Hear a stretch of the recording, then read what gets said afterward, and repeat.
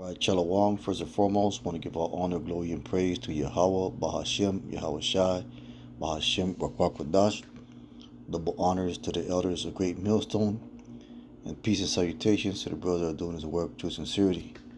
And we're going to jump right into the lesson.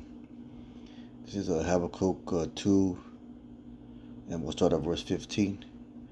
It says, "Woe to him that giveth his neighbor drink, that putteth the bottle to him, and makes him drunken, also that looketh on their nakedness." So, woe says, "Woe unto him that giveth his neighbor drink, that putteth the bottle to him." Let's go ahead and get the word puttest. To attach, to join, to cause a scab, to be joined together, to be joined, to attach oneself. Let's get the Strongs for that. Let's see if I can find it. Yeah, I had it right here. Pressing, attaching, or joining. And that's what Esau's doing, man. He's making his neighbor to be drunken, to be drinking, and his neighbor being Jake, to make him drunken, although may look at the nakedness. So he's basically the things that Esau is implementing, the things that he's inputting, is for the destruction of Jake, man. And we can very clearly and plainly see that. If you got the spiritual eyes to see, you can very well see that that's what the plan is. There's no progression for our people here in this place. That's why we're Micah 2 and 10. And that's the thing about what Jake right here, man, in America. Especially the ones that are, I like to call them Israelite cheerleaders. And what they do is they want to fit the truth or the knowledge of being an Israelite into a nice little box. And for them, it's just something that makes them feel good. It's something that empowers them. And it does empower you on a spiritual level. But what they're trying to do is empower themselves in this place. Therefore, you see the likes of these other false teachers in camps promoting you can say a prosperity gospel. They promote success. They promote having, monetary wealth. They promote being successful in Esau's world. And also, they also are abiding by Habakkuk, the previous scripture we just written. They are the ones also, where is it at? Giving his neighbor drink, giving him that false philosophy, that false wine that caused him to be drunken, to cause him to be put astray, or to be led astray. The scripture said, as blinding the blind, both shall fall into a ditch. And that's what you see going on today, man. You're seeing your neighbor, whether he be your fellow Israelite. They could be Esau too, because he is he's a relative of ours. To put it plainly, Jacob and Esau are brothers, but he is opposed against us. He is not for our turn. So they're doing the same thing too. I'm gonna get this Micah 2 and 10. And it says, "Arise ye and depart, for this is not your rest, because it is polluted, and is polluted by the strong drink that caused you to stumble," as we read in Habakkuk 2 and 15. So let's get these scriptures right here. "And arise ye depart, for this is not your rest, because it is polluted." Let's go ahead and get that Strongs. It is that's the one I wanted. Polluted. Yeah, that's what I wanted. It is polluted. It says, "A primitive rule to be foul, especially in a ceremonial moral sense, contaminated." Defile, pollute, to make unclean, to be unclean, become unclean, to become impure, to defile oneself or be defiled. And that's that strong drink that's mentioned in Habakkuk 2 and 10. They say that thou mayest look under nakedness, because our nakedness is basically sin. And what this definition describes is basically sin itself, to become unclean sexually, racially, or ceremonially. See, all those things, they are causing you to stumble in the way. So let's go ahead and get a few more scriptures. Let's get Jeremiah 51 and 7. This is Jeremiah 51 and 7. And it says, Babylon has a golden cup. Babylon has been a golden cup in the Lord's hand that made all the earth drunken. The nations have drunken her wine. Therefore the nations are mad. So Babylon, nations are deranged. See that the word for bad, deranged, because they've been made to stumble. They're made to go astray. They're made to be basically set up for judgment by the Most High. That's what you're seeing. That's what's going down. She is, speaking of Babylon, Esau, Edom, is basically causing the downfall of many. Because he ain't if he gonna go down, he gonna take everybody with him. That could be his philosophy, man. Let's get Proverbs 20 and 1. And what he's doing is making Jake look stupid. That's what he always done. That's what he always doing. He makes Jake look stupid, make look intelligent, because they are, first and foremost. They are stupid. The scriptures call them sottish, which basically means dumb. We'll go ahead and get that too. This is Proverbs 1 and 20. And it says,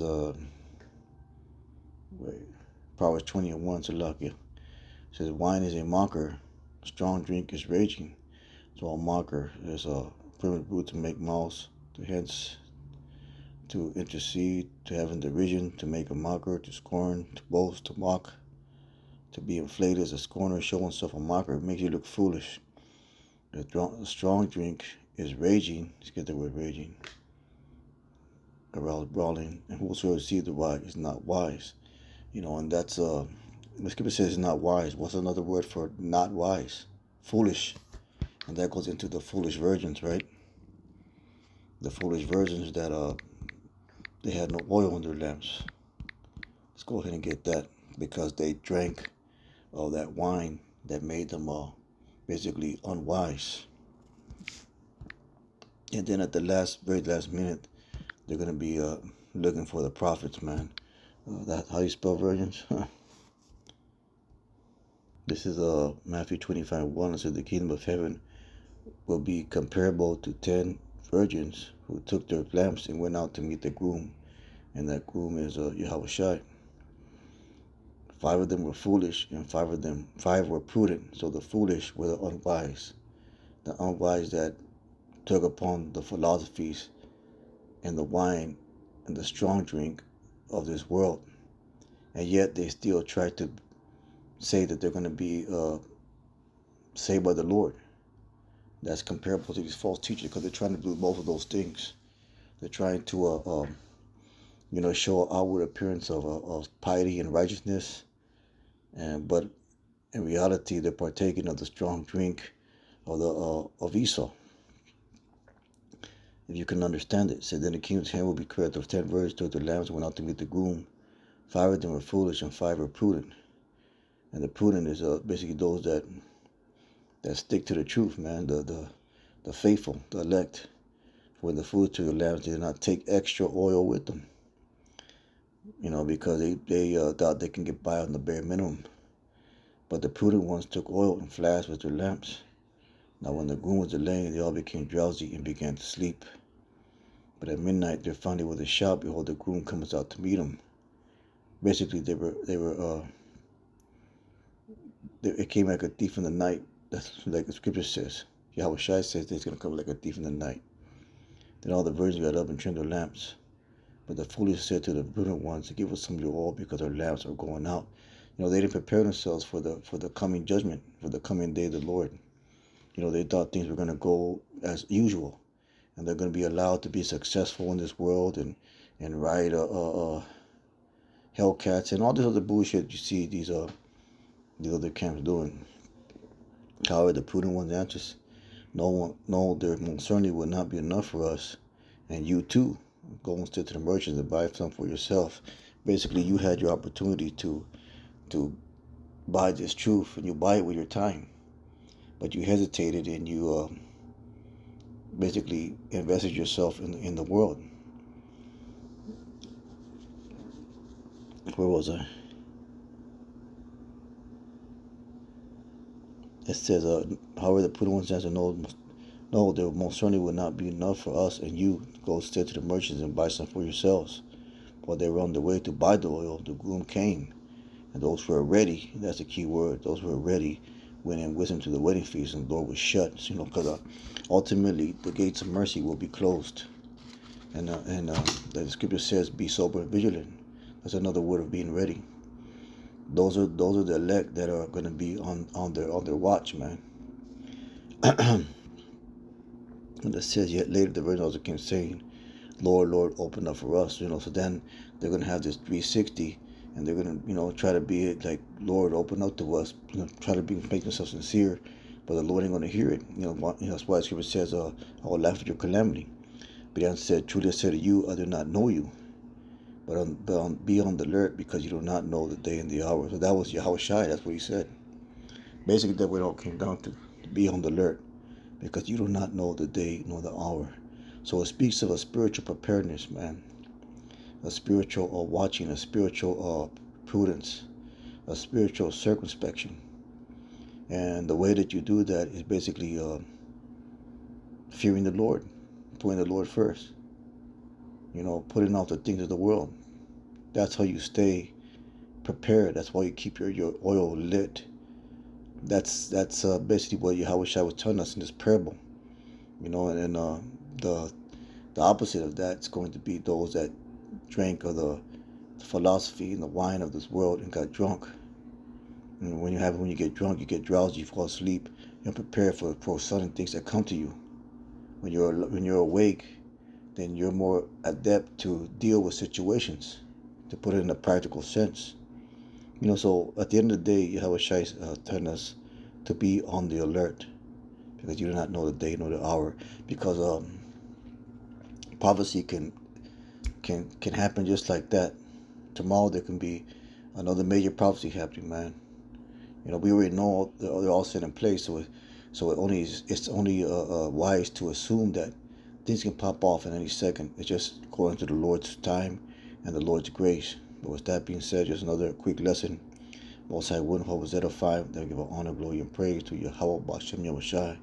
Call halal Yahweh Ba'Shem Yahushai. Brothers, keep on pushing. Shalom.